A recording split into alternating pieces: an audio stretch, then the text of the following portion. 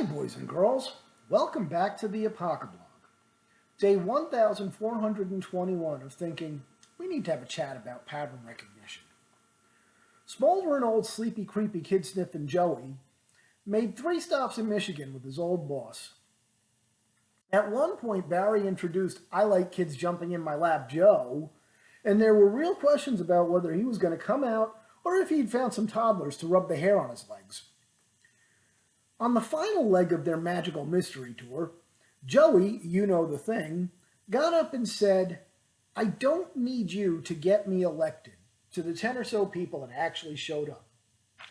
Now, why would I'm running for the Senate Joe say something like that? Everyone's first inclination, and this is scary as fuck, would be to write it off as, if you're not voting for me, you ain't Black Joey, just having another public Biden.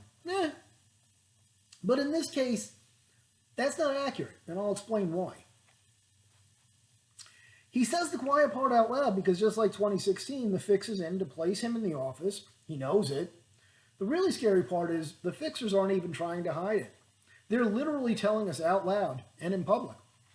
Case in point, in an interview on SiriusXM's Signal Boost, Shrillery, you won't be surprised to hear that I passionately believe it's time to abolish the Electoral College Clinton, said, I'm an elector in New York. I'm sure I'll get to vote for Joe and Kamala in New York. So that's pretty exciting. I can't wait to vote in the system that she wants to abolish. And she knows who won. In a press conference briefing, crazy Nancy Pelosi said this into a microphone. Whatever the end count is on the election that occurs on Tuesday, he, Corn Pop's buddy, will be elected, and on January 20th, he will be inaugurated president. Whatever the end count is, kids. Now, all this on top of Kamala's running mate telling Dan Pfeiffer that, this is a direct quote, we're in a situation where we have put together, and you guys did for the President Obama administration before this, we have put together, I think, the most extensive and inclusive voter fraud organization in the history of American politics. That voter word is important in that one. So, you sort of see a pattern here. That's that inclination to write him off, to write this off as him just Bidening. If it were just him, maybe.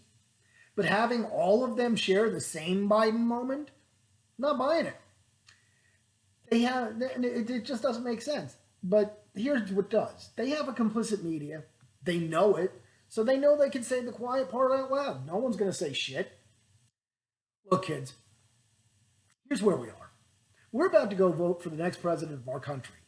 And one of the choices is in such a state of cognitive failure that we all just assume he's having senior moments every time they let him speak.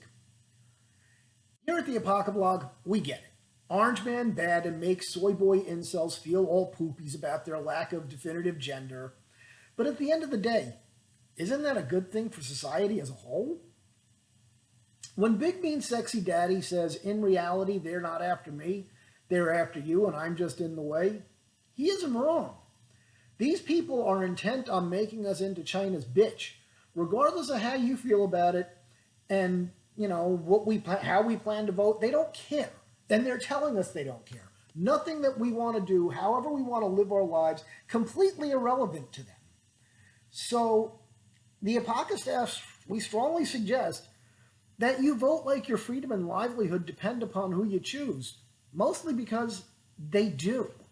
These people are telling you that they're going to do whatever the fuck they want, regardless of how you feel about it. Choice is yours, people. Make the right one.